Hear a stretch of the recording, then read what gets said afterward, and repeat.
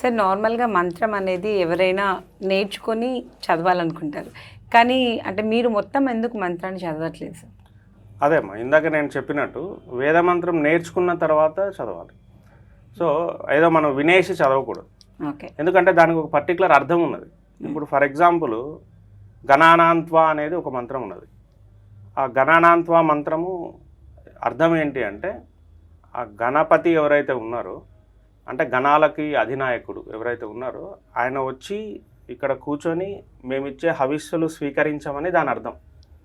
అది మనం ribbon cutting ఎవరైనా చేస్తున్నారు అనుకోండి, ఏదో ప్రారంభోత్సవానికి గణానాంత్వ చదవకూడదు. నువ్వు గణానాంత్వ చదివితే ఏంటి, ఆ శక్తిని వచ్చి ఇక్కడ కూర్చొని మేము ఇచ్చే హవిస్సులు స్వీకరించు అని అడుగుతున్నాం.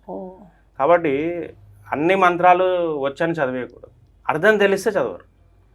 కాబట్టి ఇప్పుడు చాలా సమస్యలకి మంత్రాలు ఉన్నాయి, అవన్నీ చెప్పేయండి అంటే వాటిని ఏదో ఒక శక్తిని మనం రమ్మని అడగడము, పిలిచి దాని నుంచి అడగడము చేస్తాం. కాబట్టి వేదమంత్రం అనేది నేర్చుకున్న తర్వాత ఎవరికి వాళ్ళు చదవండి. అది హోమం చేసేటప్పుడు మీరు స్వరయుక్తంగా చదువుతూ హోమం చేయండి, పూజ చేయండి. అంతేగాని మనం ఇట్లా టెలికాస్ట్ చేసేటప్పుడు లేదు ఏం అవసరం లేనప్పుడు మనం చదవకూడదు. అదే మననం చేసుకునేటప్పుడు మీరు లోపల మననం చేసుకోండి.